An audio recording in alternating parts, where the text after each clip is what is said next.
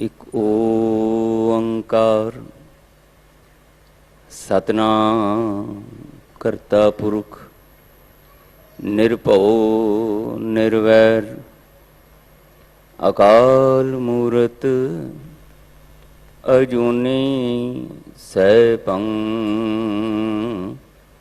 ਗੁਰ ਪ੍ਰਸਾਦ।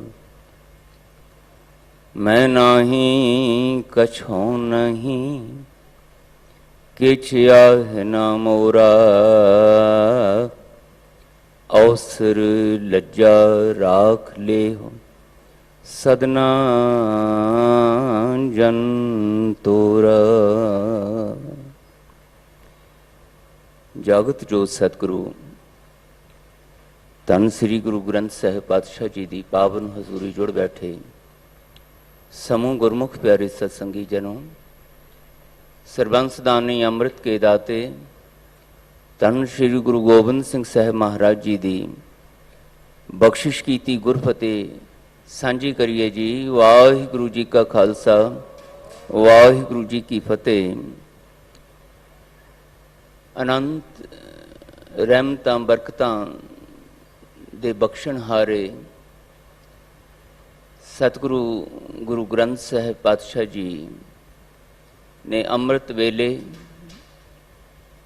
दर्शन दीदारे बख्श के सानू गुरु के कहाउण वालियां नू उदम बख्शिश कीता। हाज़रियां परवाइयां चल रही गुर शबद दी लड़ीवार विचार विच अज जो पावन शबद सानू गुरु दर ते आयां नू बख्शिश होया, गुरु सवारे सिंह साहब भाई रणजीत सिंह होरी दस रहे सी।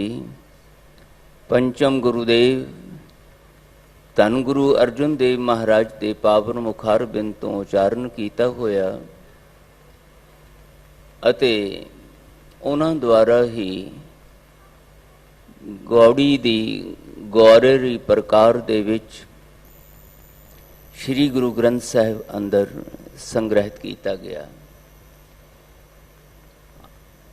अपने इस अमृत बचन दे राही धन गुरु अर्जुन देव महाराज ने जो उपदेश सानू गुरु के कहाउण वालियां नू बख्शिश कीता, इहदे विच महाराज सानू समझाउंदे ने ये मनुखी समाज असी मनुख कहाउण वाले जदों विचरदे हां इस मनुखां दे समूह विच तां दो रूप साडे महाराज ने वेखे ने जिहड़े बयानी विच बयान कीते है। एक वो जिन्हां दी मात गर्भ तो जिहड़ा जीवन साडा शुरू होया उस समय तो अपने जीवन दाते जीवन दे सिरजणहार जीवन नू अनंत दातां नाल खुशियां नाल निवाजण वाले वाहिगुरु जी दे नाल लिव लगी रहिंदी है। उन्हां दी प्यार याद विच उन्हां दे गुणगान विच उन्हां दी सिफत सलाह विच वो उठदियां बैठदियां सौंदियां जागदियां किरतकार करदियां अपने जीवन दे गृहस्थी फर्ज अदा करदे हां वो वाहिगुरु जी दे नाल अपना चेता अपना ध्यान बनाई रखते ने। पर एक वो ने जिन्हां नू इस संसार दे रंग तमाशियां ने मान पदवियां ने परिवारां ने धन पदार्थां ने अपने वल खिंचिया होया है। इहदे लगाव दे विच इन्हां दी प्राप्ति लई दिने रात भज दौड़ करदियां जीवन दा समा गुजारदे। कदी कुछ मिल गया तां खुश नज़र आउंदे लगे, जदों कुछ खुस गया भटकना बेचैनी उदासी निराशा दे विच कुरलाहट विच नज़र आए। महाराज कहते ये दो रूप मनुखों दे इस संसार दे ਸਮੂਹ ਵਿੱਚ ਮੈਨੂੰ ਨਜ਼ਰ ਆਏ ਨੇ ਔਰ ਦੋਨਾਂ ਦੇ ਜੀਵਨ ਦੇ ਨਤੀਜੇ ਵੱਖਰੇ ਵੱਖਰੇ, ਜੀਵਨ ਢੰਗ ਵੱਖਰਾ, ਜੀਵਨ ਦੇ ਨਤੀਜੇ ਵੱਖਰੇ। ਹਾਲਾਂਕਿ ਦੋਨੋਂ ਹੀ ਤਰ੍ਹਾਂ ਦੇ ਮਨੁੱਖਾਂ ਕੋਲ ਵਾਹਿਗੁਰੂ ਜੀ ਵੱਲੋਂ ਮਿਲੀ ਹੋਈ ਸੁਰਤ, ਸੂਝ, ਅਕਲ, ਸਿਆਣਪ ਦੋਨਾਂ ਦੇ ਕੋਲ ਹੈ। ਪਰ ਉਸ ਅਕਲ ਦਾ, ਉਸ ਸਿਆਣਪ ਦਾ, ਉਸ ਸੂਝ ਦਾ ਵਰਤਣ ਢੰਗ ਦੋਨਾਂ ਦਾ ਵੱਖਰਾ ਵੱਖਰਾ। ਇਸੇ ਕਰਕੇ ਦੋਨਾਂ ਦੇ ਜੀਵਨ ਮਾਰਗ, ਜੀਵਨ ਜਿਉਣ ਦੇ ਢੰਗ ਵੱਖਰੇ ਵੱਖਰੇ ਤੇ ਨਤੀਜੇ ਵੱਖਰੇ ਵੱਖਰੇ। ਅੱਜ ਪਾਤਸ਼ਾਹ ਨੇ ਇਹਨਾਂ ਦੋਨਾਂ ਤਰ੍ਹਾਂ ਦੇ ਮਨੁੱਖੀ ਅਵਸਥਾਵਾਂ ਵਾਲੇ, ਮਨੋ ਅਵਸਥਾਵਾਂ ਵਾਲੇ ਮਨੁੱਖਾਂ ਦਾ ਜ਼ਿਕਰ ਸਾਡੇ ਸਾਹਮਣੇ ਕੀਤਾ ਔਰ ਨਾਲ ਹੀ ਇਸ ਵਿਚਾਰ ਨੂੰ, ਇਸ ਪੱਖ ਨੂੰ ਸਪਸ਼ਟ ਕਰਨ ਲਈ ਕਿ ਭਾਈ ਤੁਸੀਂ ਵੀ ਮਿਲ ਬੈਠੇ ਹੋ ਮੇਰੇ ਕੋਲ, ਦੁਨੀਆ ਦੀ ਭੀੜ ਵਿੱਚੋਂ ਨਿਕਲ ਕੇ ਆਏ ਹੋ, ਸਿੱਖ ਕਹਾਉਂਦੇ ਹੋ ਆਪਣੇ ਆਪ ਨੂੰ ਗੁਰੂ ਦੇ, ਜਿੱਥੇ ਵੀ ਬੈਠੇ ਹੋ ਤੁਹਾਨੂੰ ਇਸ ਬਚਨ ਰਾਹੀਂ ਮਹਾਰਾਜ ਕਹਿੰਦੇ ਮੈਂ ਇਹ ਸਮਝਾਉਣਾ ਚਾਹੁੰਦਾ ਕਿ ਆਪਣੀ ਪੜਚੋਲ ਕਰੋ, ਆਤਮ ਚਿੰਤਨ ਕਰੋ, ਆਪਣੇ ਆਪੇ ਦੀ ਪਰਖ ਗੁਰੂ ਦੇ ਸ਼ਬਦ ਨੂੰ ਆਧਾਰ ਬਣਾ ਕੇ, ਕਸਵੱਟੀ ਬਣਾ ਕੇ ਕਰਨ ਦੀ ਕੋਸ਼ਿਸ਼ ਕਰੋ, ਤਾਂ ਕਿ ਤੁਹਾਨੂੰ ਵੀ ਪਤਾ ਲੱਗ ਸਕੇ ਤੁਸੀਂ ਕਿਹੜੀ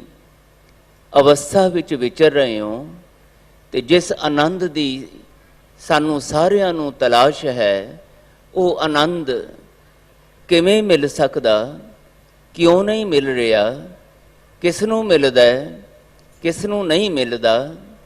ਇਹ ਸਾਰੀਆਂ ਗੱਲਾਂ ਬਾਣੀ ਦੇ ਵਿੱਚ ਮਹਾਰਾਜ ਨੇ ਵਿਸਥਾਰ ਨਾਲ ਬਿਆਨ ਕੀਤੀਆਂ।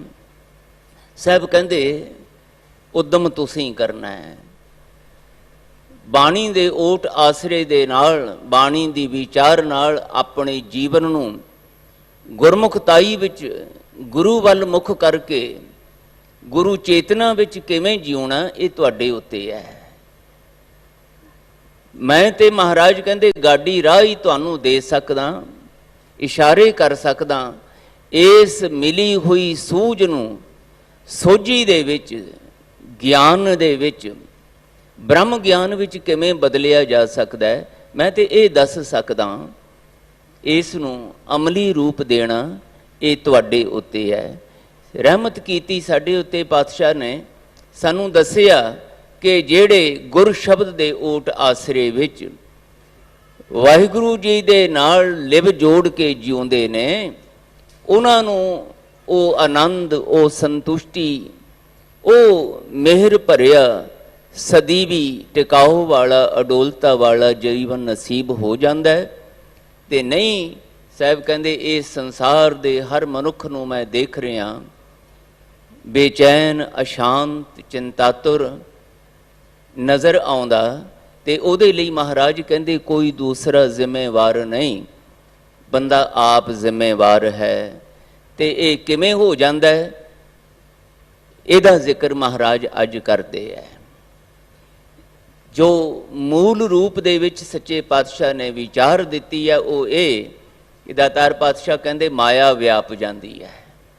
ਇਹ ਸੰਸਾਰ ਦੇ ਉਹ ਲੋਕ ਜਿਹੜੇ ਵਾਹਿਗੁਰੂ ਜੀ ਨਾਲ ਲਿਵ ਨਹੀਂ ਜੋੜ ਪਾਉਂਦੇ, ਜਿਨ੍ਹਾਂ ਦਾ ਧਿਆਨ ਵਾਹਿਗੁਰੂ ਜੀ ਦੀ ਸਿਫਤ ਸਲਾਹ ਵਿੱਚ ਨਹੀਂ ਲੱਗਦਾ, ਜਿਹੜੇ ਵਾਹਿਗੁਰੂ ਜੀ ਦਾ ਗੁਣਗਾਨ, ਵਾਹਿਗੁਰੂ ਜੀ ਦੇ ਪਿਆਰਿਆਂ ਨਾਲ ਮਿਲ ਬੈਠ ਕੇ ਕਰਨ ਦਾ ਉਦਮ ਉਪਰਾਲਾ ਨਹੀਂ ਕਰਦੇ, ਉਹਨਾਂ ਨੂੰ ਮਾਇਆ ਵਿਆਪ ਜਾਂਦੀ ਹੈ। ਹੁਣ ਜਦੋਂ ਇਸ ਦਾ ਜ਼ਿਕਰ ਮਾਇਆ ਦੇ ਰੂਪ ਵਿੱਚ ਕਰਦੇ ਹੈ ਤਾਂ ਇਸ ਦਾ ਵਿਸਥਾਰ ਵੀ ਮਹਾਰਾਜ ਨੇ ਦਿੱਤਾ। ਇੱਕ ਬੇਨਤੀ ਮੈਂ ਆਪ ਜੀ ਦੇ ਚਰਨਾਂ ਵਿੱਚ ਇਸ ਪ੍ਰਥਾਈ ਕਰਾਂ, ਜਦੋਂ ਮਹਾਰਾਜ ਮਾਇਆ ਦਾ ਲਫ਼ਜ਼ ਵਰਤ ਕੇ ਮਾਇਆ ਦੀ ਚਰਚਾ ਸਾਡੇ ਨਾਲ ਛੇੜਦੇ ਹੈ ਤਾਂ ਇਹਦੇ ਵਿੱਚ ਗੁਰੂ ਪਿਆਰਿਓ ਕਈ ਵਾਰੀ ਅਸੀਂ ਖੁਦ ਭੁਲੇਖੇ ਦੇ ਵਿੱਚ ਚਲੇ ਜਾਂਦੇ ਹਾਂ, ਭਰਮ ਦੇ ਵਿੱਚ ਪੈ ਜਾਂਦੇ ਹਾਂ। ਸਾਡੀ ਨਾ ਸਮਝੀ ਜਿਹੜੀ ਹੈ ਮਹਾਰਾਜ ਦੇ ਇਹਨਾਂ ਗੋਹਜ ਬਚਨਾਂ ਨੂੰ, ਗੋਹਜ ਰਮਜ਼ਾਂ ਨੂੰ ਸਮਝ ਨਹੀਂ ਪਾਉਂਦੀ। ਅਸੀਂ ਅਰਥਾਂ ਦੇ ਵੀ ਅਨਰਥ ਕਰ ਲੈਨੇ ਹਾਂ ਤੇ ਹੋਰ ਦਾ ਹੋਰ ਰੂਪ ਮਹਾਰਾਜ ਦੇ ਸ਼ਬਦ ਦੀ ਵਿਚਾਰ ਦਾ ਬਣਾ ਲੈਨੇ ਆ। ਯਾਦ ਰੱਖੀਏ, ਪਾਤਸ਼ਾਹ ਜੀ ਨੇ ਜਦੋਂ ਮਾਇਆ ਦੀ ਗੱਲ ਕੀਤੀ ਹੈ ਤੇ ਮਾਇਆ ਦਾ ਅਰਥ ਕੇਵਲ ਧਨ ਦੌਲਤ, ਰੁਪਈਆ, ਟਕਾ, ਪੈਸਾ, ਇਹ ਜਿਸ ਨੂੰ ਅਸੀਂ ਧਨ ਆਖਦੇ ਹਾਂ ਦੁਨਿਆਵੀ ਸ਼ਬਦਾਂ ਦੇ ਵਿੱਚ, ਇਸ ਨੂੰ ਹੀ ਮਹਾਰਾਜ ਨੇ ਇਕੱਲਾ ਮਾਇਆ ਨਹੀਂ ਆਖਿਆ। ਇਹ ਮਾਇਆ ਦਾ ਇੱਕ ਹਿੱਸਾ ਤਾਂ ਹੋ ਸਕਦਾ ਹੈ, ਪਰ ਇਹ ਜਿਹੜੀ ਗੱਲ ਮਹਾਰਾਜ ਕਹਿੰਦੇ ਕਿ ਇਹ ਮਾਇਆਧਾਰੀ ਹੈ, ਇਹਨੂੰ ਮਾਇਆ ਵਿਆਪ ਗਈ ਹੈ, ਮਾਇਆ ਇਸ ਤਰ੍ਹਾਂ ਆਪਣਾ ਜ਼ੋਰ ਪਾਉਂਦੀ ਹੈ, ਮਾਇਆ ਇਸ ਤਰੀਕੇ ਨਾਲ ਬੰਦੇ ਨੂੰ ਭਟਕਾ ਕੇ ਬੇਚੈਨੀ ਅਸ਼ਾਂਤੀ ਵੱਲ ਲੈ ਜਾਂਦੀ ਹੈ, ਤਾਂ ਇੱਥੇ ਮਾਇਆ ਦੇ ਬੜੇ ਵਿਸਥਾਰਤ ਅਰਥ ਨੇ। ਦਾਤਾਰ ਪਾਤਸ਼ਾਹ ਨੇ ਆਪਣੇ ਚਰਨਾਂ ਦੇ ਨਾਲ ਸਮਾਂ ਗੁਜ਼ਰਾਉਂਦਿਆਂ, ਵਿਦਿਆ ਦਾਤਿਆਂ ਦੇ ਨਾਲ ਬੈਠਦਿਆਂ, ਗੁਰਮੁਖ ਪਿਆਰੀਆਂ ਰੂਹਾਂ ਨਾਲ ਵਿਚਰਦਿਆਂ, ਵਿਦਿਆਰਥੀਆਂ ਨੂੰ ਪੜ੍ਹਾਉਂਦਿਆਂ, ਗੁਰੂ ਗ੍ਰੰਥ ਸਾਹਿਬ ਪਾਤਸ਼ਾਹ ਜੀ ਦਾ ਪਠਨ ਪਾਠਨ ਕਰਦਿਆਂ ਕਰਾਉਂਦਿਆਂ ਇਸ ਪਾਸੇ ਵੱਲ ਧਿਆਨ ਦਿਵਾਇਆ ਕਿ ਗੁਰੂ ਗ੍ਰੰਥ ਸਾਹਿਬ ਵਿੱਚ ਸਾਡੀਆਂ ਹੀ ਬਹੁਤ ਸਾਰੀਆਂ ਜਿਹੜੀਆਂ ਮਨ ਦੇ ਵਿੱਚ ਉੱਠਦੇ ਨੇ, ਸ਼ੰਕੇ ਉੱਠਦੇ ਹੈ, ਪ੍ਰਸ਼ਨ ਉੱਠਦੇ ਹੈ, ਉਹਨਾਂ ਪ੍ਰਸ਼ਨਾਂ ਨੂੰ ਸਪਸ਼ਟ ਕਰਨ ਵਾਸਤੇ ਆਪ ਹੀ ਪ੍ਰਸ਼ਨ ਉਠਾਏ ਤੇ ਉਹਨਾਂ ਦੇ ਉੱਤਰ ਵੀ ਮਹਾਰਾਜ ਨੇ ਬਾਣੀ ਦੇ ਵਿੱਚ ਦਿੱਤੇ। ਪਿਛਲੇ ਸਾਲਾਂ ਦੇ ਵਿੱਚ ਗੁਰਬਾਣੀ ਵਿੱਚ ਆਏ ਹੋਏ ਵੱਖਰੇ ਵੱਖਰੇ ਪੱਖਾਂ ਨੂੰ, ਜੀਵਨ ਦੇ ਵੱਖਰੇ ਵੱਖਰੇ ਖਿਆਲਾਂ ਨੂੰ ਮਹਾਰਾਜ ਨੇ ਜਿਹੜਾ ਪ੍ਰਸ਼ਨਾਂ ਦੇ ਰੂਪ ਵਿੱਚ ਬਿਆਨ ਕੀਤਾ, ਗੁਰਬਾਣੀ ਅੰਦਰ ਉਹਨਾਂ ਨੂੰ ਇਕੱਤਰ ਕਰਕੇ ਫਿਰ ਉਹਨਾਂ ਦੇ ਜਿਹੜੇ ਮਹਾਰਾਜ ਨੇ ਉੱਤਰ ਦਿੱਤੇ, ਉਹਨਾਂ ਨੂੰ ਵਿਆਖਿਆ ਰੂਪ ਵਿੱਚ ਗੁਰੂਦੇਵ ਨੇ ਸੇਵਾ ਲਈ ਤੇ ਪੁਸਤਕ ਰੂਪ ਵਿੱਚ ਉਹ ਛਾਪੇ। ਉਹਦੇ ਵਿੱਚ ਹੀ ਜਦੋਂ ਮਾਇਆ ਦੀ ਗੱਲ ਗੁਰੂਦੇਵ ਕਰਦੇ ਨੇ ਤਾਂ ਤਕਰੀਬਨ 22 ਪ੍ਰਸ਼ਨ ਨੇ ਜਿਹੜੇ ਮਾਇਆ ਦੇ ਸੰਬੰਧ ਵਿੱਚ ਗੁਰੂਦੇਵ ਨੇ ਬਾਣੀ ਵਿੱਚ ਉਠਾਏ ਨੇ। ਤੇ ਇਹਨਾਂ 22 ਕੁ ਪ੍ਰਸ਼ਨਾਂ ਨੂੰ ਜਦੋਂ ਵਿਸ਼ੇਗਤ ਕਰਦੇ ਹਾਂ, ਅਸੀਂ ਵੱਖਰੇ ਵੱਖਰੇ ਪੱਖਾਂ ਤੋਂ ਵੰਡ ਕਰਦੇ ਹਾਂ ਤੇ ਇਹਨਾਂ ਦੇ 4-5 ਰੂਪ ਸਾਹਮਣੇ ਆਉਂਦੇ ਨੇ। ਮਾਇਆ ਕੀ ਹੈ? ਮਾਇਆ ਦੀ ਪਰਿਭਾਸ਼ਾ ਕੀ ਹੈ? ਮਾਇਆ ਕਿਸ ਨੂੰ ਆਖਿਆ ਜਾਂਦਾ? ਇਹ ਪ੍ਰਸ਼ਨ ਮਹਾਰਾਜ ਨੇ ਉਠਾਇਆ। ਫਿਰ ਇਹ ਮਾਇਆ ਪੈਦਾ ਕਿਹਨੇ ਕੀਤੀ ਹੈ? ਕਿੱਥੋਂ ਇਹ ਮਾਇਆ ਆਈ? ਇਸ ਮਾਇਆ ਦਾ ਰੂਪ ਕੀ ਹੈ? ਇਹ ਮਾਇਆ ਜਦੋਂ ਸੰਸਾਰ ਦੇ ਲੋਕਾਂ ਨੂੰ ਵਿਆਪਦੀ ਹੈ, ਕਿੱਦਾਂ ਵਿਆਪ ਜਾਂਦੀ ਹੈ? ਤੇ ਜਿਹਨੂੰ ਵਿਆਪ ਜਾਂਦੀ ਹੈ, ਜਿਹਦੇ ਤੇ ਇਹਦਾ ਪ੍ਰਭਾਵ ਪੈ ਜਾਂਦਾ ਹੈ, ਉਹਦੇ ਲੱਛਣ ਕੀ ਨੇ? ਉਹਦੀਆਂ ਨਿਸ਼ਾਨੀਆਂ ਕੀ ਨੇ? ਕਿਸ ਤਰ੍ਹਾਂ ਦਾ ਜੀਵਨ ਹੋ ਜਾਂਦਾ ਹੈ ਉਸ ਦਾ? ਇਹਦਾ ਜ਼ਿਕਰ ਕੀਤਾ ਪਾਤਸ਼ਾਹ ਜੀ ਨੇ। ਫਿਰ ਜਿਹਦੇ ਉੱਤੇ ਇਹ ਮਾਇਆ ਵਿਆਪ ਜਾਵੇ, ਉਹਦਾ ਜੀਵਨ ਢੰਗ ਕਿੱਦਾਂ ਦਾ ਹੋ ਜਾਂਦਾ ਹੈ, ਉਹਦੇ ਜੀਵਨ ਵਿੱਚ ਨਤੀਜੇ ਕਿੱਦਾਂ ਦੇ ਨਿਕਲ ਆਉਂਦੇ ਨੇ, ਇਹਦਾ ਜ਼ਿਕਰ ਕੀਤਾ। ਫਿਰ ਇਹ ਜਿਹੜੀ ਮਾਇਆ ਜਦੋਂ ਕਿਸੇ ਨੂੰ ਆਪਣੇ ਪ੍ਰਭਾਵ ਵਿੱਚ ਲੈ ਲੈਂਦੀ ਹੈ ਤੇ ਉਹਨੂੰ ਬੇਚੈਨ, ਅਸ਼ਾਂਤ, ਡਰ, ਚਿੰਤਾ ਵਿੱਚ ਪਾ ਦਿੰਦੀ ਹੈ, ਉਦਾਸੀ, ਨਿਰਾਸ਼ਾ ਵਿੱਚ ਚਲੇ ਜਾਂਦੇ ਹੈ ਬੰਦੇ, ਤਾਂ ਉਸ ਉਦਾਸੀ, ਚਿੰਤਾ, ਨਿਰਾਸ਼ਾ ਤੋਂ ਛੁਟਕਾਰਾ ਕਿਵੇਂ ਮਿਲਦਾ ਹੈ, ਕਿਸ ਨੂੰ ਮਿਲਦਾ ਹੈ, ਕਿੱਥੋਂ ਮਿਲਦਾ ਹੈ, ਇਹਦਾ ਵੀ ਜ਼ਿਕਰ ਕੀਤਾ। ਤੋ ਇਦਾਂ ਦੇ 22 ਪ੍ਰਸ਼ਨ ਨੇ ਜਿਹੜੇ ਦਾਤਾਰ ਪਾਤਸ਼ਾਹ ਨੇ ਬਾਣੀ ਵਿੱਚ ਉਠਾਏ ਤੇ ਫਿਰ ਇਹਨਾਂ ਦੇ ਉੱਤਰਾਂ ਦਾ ਵਿਸਥਾਰ ਬਾਣੀ ਵਿੱਚ ਤਕਰੀਬਨ 300 ਸ਼ਬਦ ਨੇ, ਜਿਹਦੇ ਵਿੱਚ ਮਹਾਰਾਜ ਨੇ ਇਹਨਾਂ 22 ਪ੍ਰਸ਼ਨਾਂ ਦਾ ਉੱਤਰ ਵੱਖਰੇ ਵੱਖਰੇ ਰੂਪਾਂ ਵਿੱਚ ਦੇਣ ਦੀ ਕਿਰਪਾਲਤਾ ਕੀਤੀ ਹੈ, ਜਿਹਦੇ ਨਾਲ ਸਪਸ਼ਟ ਹੁੰਦਾ ਹੈ ਕਿ ਇਹ ਮਾਇਆ ਦਾ ਜਿਹੜਾ ਸੰਕਲਪ ਹੈ, ਵਿਚਾਰ ਹੈ, ਇਹ ਵਿਸ਼ਾ, ਇਸ ਦੀ ਵਿਚਾਰ ਕੀ ਹੈ, ਇਹਦਾ ਸੱਚ ਕੀ ਹੈ। ਤਾਂ ਮੈਂ ਬੇਨਤੀ ਕਰ ਰਿਹਾ ਸੀ ਕਿ ਜਦੋਂ ਅਸੀਂ ਗੁਰਬਾਣੀ ਦੀ ਰੋਸ਼ਨੀ ਵਿੱਚ ਮਾਇਆ ਦੇ ਇਸ ਵਿਚਾਰ ਨੂੰ, ਖਿਆਲ ਨੂੰ ਵਿਚਾਰਦੇ ਹਾਂ, ਤਾਂ ਗੁਰੂ ਸਾਹਿਬ ਨੇ ਧਨ ਦੌਲਤ ਨੂੰ ਹੀ ਮਾਇਆ ਨਹੀਂ ਆਖਿਆ, ਬਲਕਿ ਮਾਇਆ ਤੇ ਇੱਕ ਮਨੋ ਅਵਸਥਾ ਹੈ ਜਿਹੜੀ ਇਸ ਸੰਸਾਰ ਦੇ ਵਿੱਚ ਆਪਣੇ ਆਪ ਨਾਲ ਵਿਚਰਦੇ ਹਾਂ, ਸੰਸਾਰ ਦੇ ਨਾਲ ਵਿਚਰਦੇ ਹਾਂ, ਇਸ ਸੰਸਾਰ ਦੇ ਧਨ ਪਦਾਰਥਾਂ ਦੇ ਨਾਲ ਸੰਪਰਕ ਬਣਾਉਂਦੇ ਹਾਂ, ਸਾਡੇ ਮਨ ਦੇ ਉੱਤੇ बन जाती है, साडी मन की अवस्था बन जाती है। तो उस मन की अवस्था के अधीन साडी मत काम करती है, अकल काम करती है, तो उहदे विचों फिर साडे विचार बनते हैं, साडियां आदतां बनदियां ने, साडा सुभाव बनता है, उहदे विचों साडे कर्म निकलते हैं, तो कर्मां विचों फिर नतीजे निकलते हैं माड़े जां चंगे। उहदे आधार ते ही महाराज सानू मनुख कहाउण वालियां नू गुरमुख जां मनमुख आखदे है ते नतीजियां नू बयान करदे। अज भी गुरुदेव पातशाह ने इसे प्रथाए ये बख्शिश कीती है, भाई आ गए हो मेरे कोल, आओ बैठो आपां विचार करिए, तुहाडी मनो अवस्था इस वेले किस तरह की है, जिहड़ा बीतिया समा लंघिया वो किस तरह की अवस्था विच निकले है, किदां तुसीं सोचदे विचारदे आ रहे हो, किदां दीयां तुहाडीआं आदतां ने, किदां दे तुहाडे कर्म ने, किदां दा तुहाडा दुनिया दे विच वरतों विहार है। और याद रखो महाराज कहंदे इहदे नाल कोई फर्क नहीं पैंदा कि तुसीं धर्म खेत्र विच विचर रहे हो, राजनीतिक खेत्र विच विचर रहे हो, व्यापार कर रहे हो, नौकरी कर रहे हो, खेती कर रहे हो, जां तुसीं संसार नूं त्याग के अपने आप नूं उदासी साधु महात्मा कहाउने हो, जति सती कहाउने हो, इहदे नाल नहीं कोई फर्क पैंदा।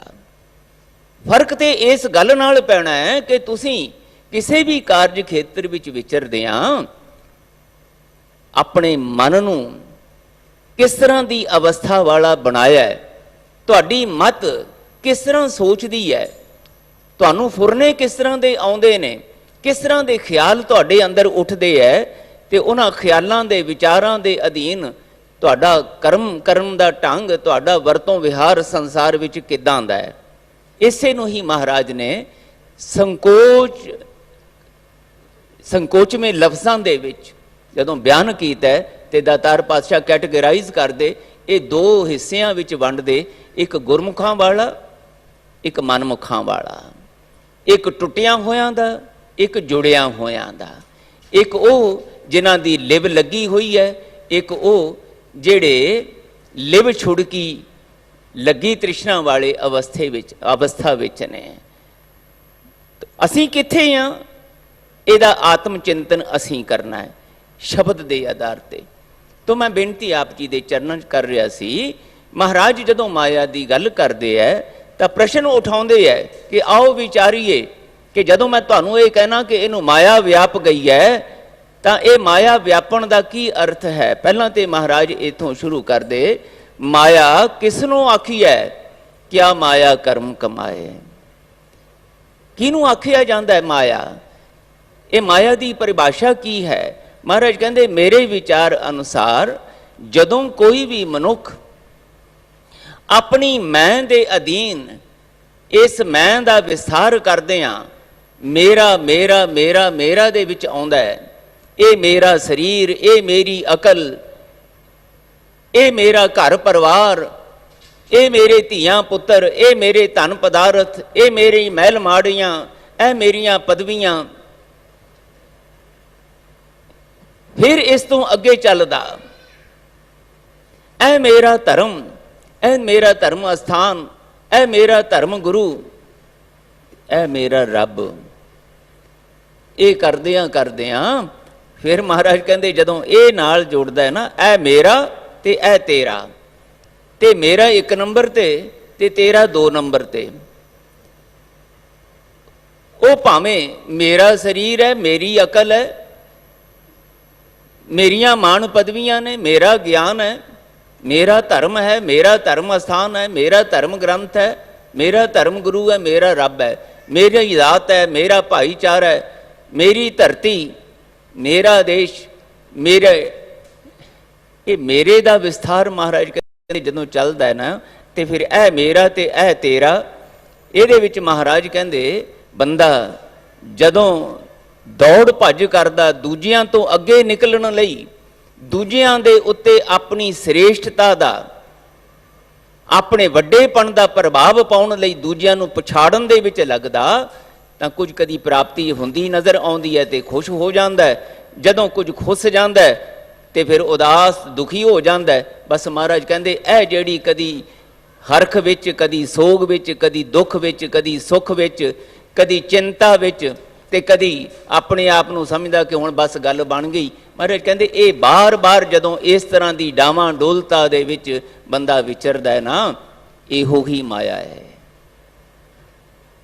इहो ही मायावी बिरती है।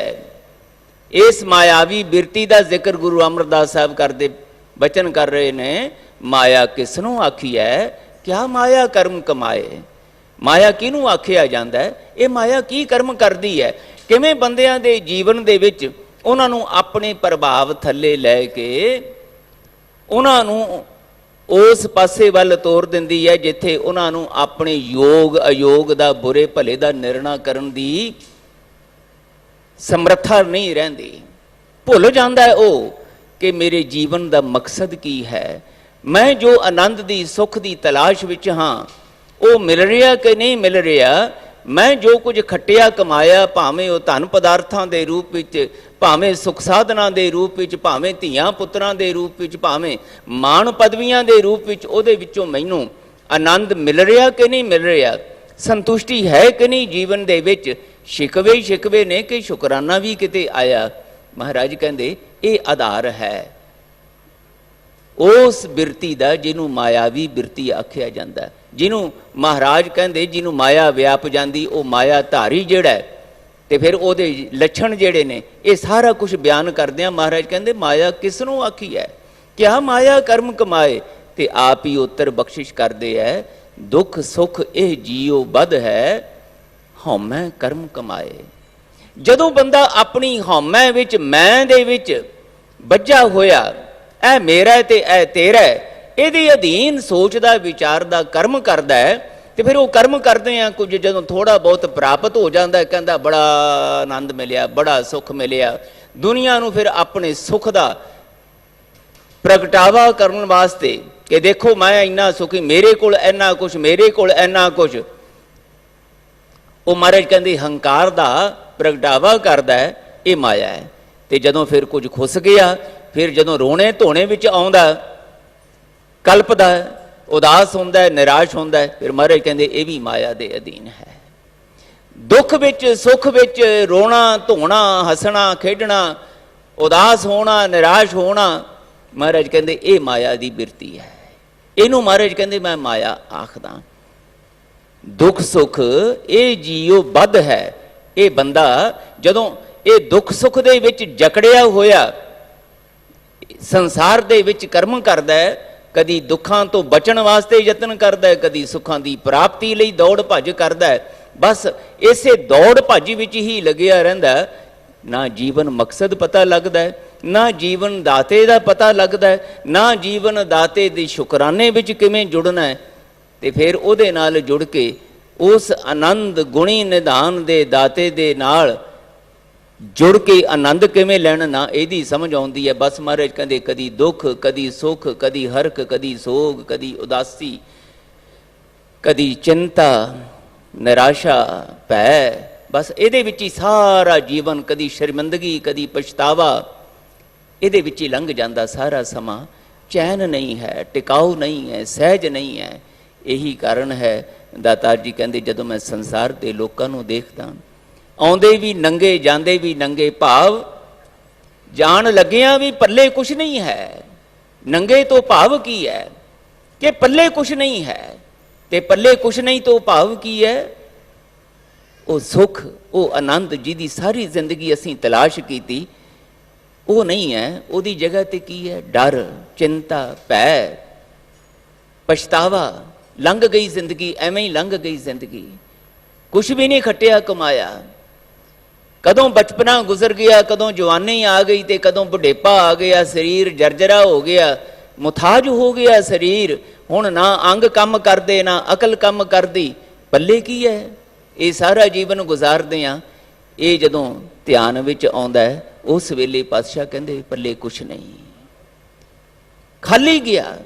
पए ने सुख साधन,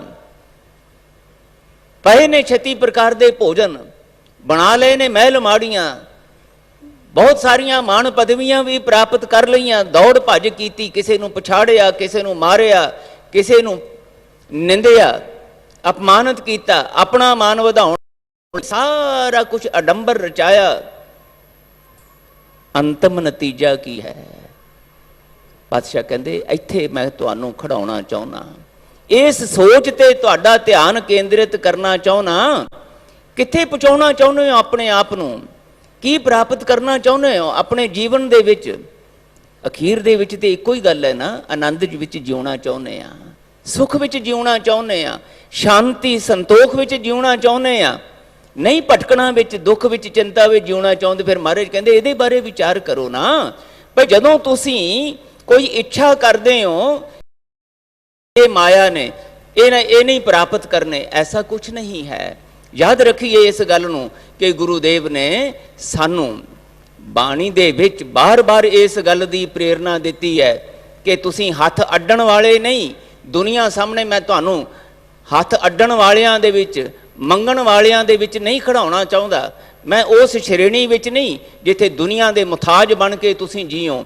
ਮੁਤਾਜੀ ਤੇ ਸਿਰਫ ਕੇਵਲ ਗੁਰੂ ਦੀ ਤੇ ਵਾਹਿਗੁਰੂ ਦੀ ਹੋਵੇ, ਮੰਗਣਾ ਤੇ ਕੇਵਲ ਗੁਰੂ ਕੋਲੋਂ, ਵਾਹਿਗੁਰੂ ਕੋਲੋਂ ਹੋਵੇ, ਦੁਨੀਆ ਦੇ ਕੋਲੋਂ ਨਹੀਂ। ਤੇ ਇਹਦੇ ਲਈ ਤੁਹਾਡੇ ਕੋਲ ਇੰਨੀ ਸਮਰੱਥਾ ਹੋਵੇ, ਗੁਰੂ ਦੇ ਸ਼ਬਦ ਰਾਹੀਂ ਇਹੋ ਜਿਹੀ ਸਮਝ ਹੋਵੇ ਤੁਹਾਡੇ ਕੋਲ ਕਿ ਤੁਸੀਂ ਕਿਰਤ ਕਰਦਿਆਂ ਵੰਡ ਛਕ ਸਕੋ, ਦੂਜਿਆਂ ਨੂੰ ਦੇਣ ਜੋਗੇ ਹੋਵੋ।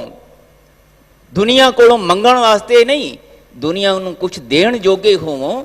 ਇਸ ਕਰਕੇ ਤੁਹਾਡੀ ਕੀਰਤ ਨਾਲ ਜੁੜ ਕੇ ਇਸ ਤਰ੍ਹਾਂ ਦੀ ਹੋਵੇ ਕਿ ਤੁਸੀਂ ਵੰਡ ਕੇ ਛਕ ਸਕੋ। ਤੇ ਵੰਡ ਕੇ ਤੇ ਤਦੋਂ ਹੀ ਛਕੋਗੇ ਨਾ ਜੇ ਤੁਹਾਡੇ ਕੋਲ ਕੁਝ ਆਪਣੇ ਕੋਲ ਕਮਾਇਆ ਖੱਟਿਆ ਹੋਵੇਗਾ, ਧਨ ਪਦਾਰਥ ਹੋਣਗੇ, ਤੁਹਾਡੇ ਕੋਲ ਸੁਖ ਸਾਧਨ ਹੋਣਗੇ। ਤੇ ਜੇ ਨਹੀਂ ਹੈ ਤੇ ਦੁਨੀਆ ਦੇ ਨਾਲ ਤੇ ਕੀ ਵੰਡ ਕੇ ਛਕਣਾ। ਤੁਸੀਂ ਆਪਣੇ ਘਰ ਦੇ ਵਿੱਚ ਵੀ ਕੋਈ ਆਪਣੇ ਘਰ ਦੇ ਜੀ ਜਿਹੜੇ ਨੇ ਉਹਨਾਂ ਨਾਲ ਵੀ ਤੁਸੀਂ ਸੁਖ ਸੰਤੁਸ਼ਟੀ ਨਾਲ ਜੀਵਨ ਬਸਰ ਨਹੀਂ ਕਰ ਸਕਦੇ। ਘਰ ਕੋਈ ਆ ਵੀ ਗਿਆ ਤੇ ਉਸ ਦੀ ਤੁਸੀਂ ਆਓ ਭਗਤ ਨਹੀਂ ਕਰ ਸਕਦੇ ਜੇ ਤੁਹਾਡੇ ਕੋਲ ਸੁਖ ਸਾਧਨ ਨਹੀਂ ਹਨ, ਜੇ ਤੁਹਾਡੇ ਕੋਈ ਧਨ ਦੌਲਤ ਨਹੀਂ ਹੈ, ਪਦਾਰਥ ਨਹੀਂ ਹੈ। ਤੇ ਆਏ ਹੋਏ ਘਰ ਦੇ ਵਿੱਚ ਮਹਿਮਾਨ ਨੂੰ ਵੀ ਤੁਸੀਂ ਮਾਣ ਆਦਰ ਨਹੀਂ ਦੇ ਸਕਦੇ, ਕੁਝ ਛਕਾ ਨਹੀਂ ਸਕਦੇ, ਉਸ ਦੀ ਆਓ ਭਗਤ ਨਹੀਂ ਕਰ ਸਕਦੇ। ਬੜੇ ਪਿਆਰੇ ਪ੍ਰਮਾਣ ਬਾਣੀ ਦੇ ਵਿੱਚ ਦਿੱਤੇ ਨੇ। ਔਰ ਇਸੇ ਕਰਕੇ ਸੱਚੇ ਪਾਤਸ਼ਾਹ ਨੇ ਮਾਇਆ ਦੀ ਗੱਲ ਕਰਦਿਆਂ ਜਦੋਂ ਧਨ ਦੌਲਤ ਦੀ ਗੱਲ ਕੀਤੀ ਹੈ, ਸੱਚੇ ਪਾਤਸ਼ਾਹ ਕਹਿੰਦੇ ਇਹ ਬਹੁਤ ਕੀਮਤੀ ਚੀਜ਼ ਹੈ। ਇਹ ਧਿਆਨ ਦੇਣਾ ਗੁਰੂ ਪਿਆਰਿਓ, ਕਿੱਥੇ ਖੜਾਉਣਾ ਚਾਹੁੰਦੇ ਆ ਸਤਿਗੁਰੂ ਸਾਨੂੰ। ਮਹਾਰਾਜ ਕਹਿੰਦੇ ਬਹੁਤ ਕੀਮਤੀ ਚੀਜ਼ ਹੈ ਇਹ, ਬੜੀ ਪਵਿੱਤਰ ਚੀਜ਼ ਹੈ ਧਨ ਦੌਲਤ। ਇਹ ਸੁਖ ਸਾਧਨ ਬਹੁਤ ਮਹੱਤਵਪੂਰਨ ਨੇ ਜੀਵਨ ਦੇ ਵਿੱਚ। ਭਗਤ ਕਬੀਰ ਜੀ ਨੇ ਇੱਕ ਬਹੁਤ ਪਿਆਰਾ ਬਚਨ ਇਸ ਪ੍ਰਥਾਏ ਬਾਣੀ 'ਚ ਕੀਤਾ ਹੈ। ਸਾਹਿਬ ਨੇ ਮਾਇਆ ਦੀ ਧਨ ਦੀ ਦੌਲਤ ਦੀ ਗੱਲ ਕਰਦਿਆਂ ਪ੍ਰਮਾਣ ਦਿੱਤਾ। ਕਹਿੰਦੇ ਇਹ ਘਰ ਦੀ ਸ਼ੋਭਾ ਏ, ਇਹ ਜਿਹੜਾ ਧਨ ਪਦਾਰਥ ਹੈ ਨਾ, ਇਹ ਘਰ ਦੀ ਸ਼ੋਭਾ। ਤੇ ਜੇ ਇਹ ਨਾ ਹੋਵੇ ਨਾ ਤੇ ਸ਼ੋਭਨੀਕ ਨਹੀਂ ਰਹਿੰਦਾ ਬੰਦਾ, ਮਾਣ ਪਿਆਰ ਨਹੀਂ ਮਿਲਦਾ ਉਸ ਨੂੰ। ਸਾਹਿਬ ਕਹਿੰਦੇ ਗ੍ਰਹਿ ਸ਼ੋਭਾ ਜਾ ਕੇ ਰੇ ਨਾਹੇ, ਆਵਤ ਪਈਆ ਖੁਦੇ ਜਾਹੇ।